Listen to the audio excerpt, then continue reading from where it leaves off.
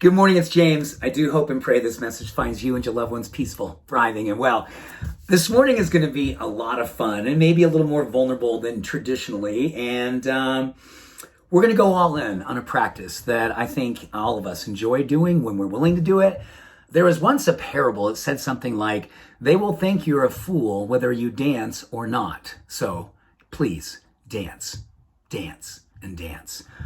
It's an old parable. I'm not sure what it means, but I love the energy around it. And I'm going to share some science with you. And a quick little story. Several years ago, I was at a bat mitzvah with some of our dear family friends. And this is me, non-drinker, non-party guy. But when there's music and it's happening, and I don't even need music, to be honest with you. I love to dance. I have no rhythm. People would say, in this case, I'm going to share what you say. So the dance floor is full. I'm getting after it, and I'm just like, woo, and I'm in it, and fully just free.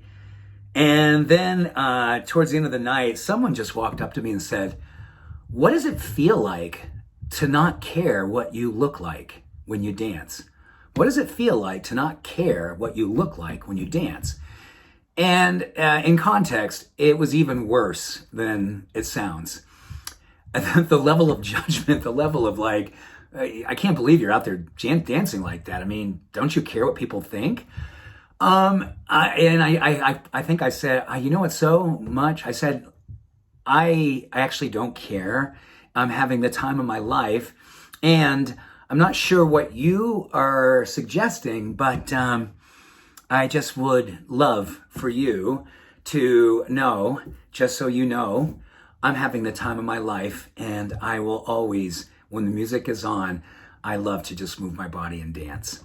And I think I just kind of smiled and, just like, total whatever, right? Whatever, see ya. And so I was thinking about that the other day, and my wife brought it up this morning. I said, you know what?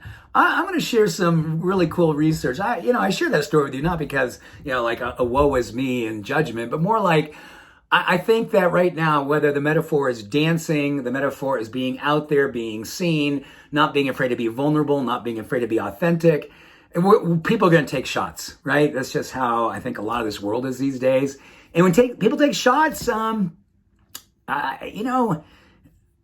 got to be more and more okay with it, or we got to find places where we can be more okay.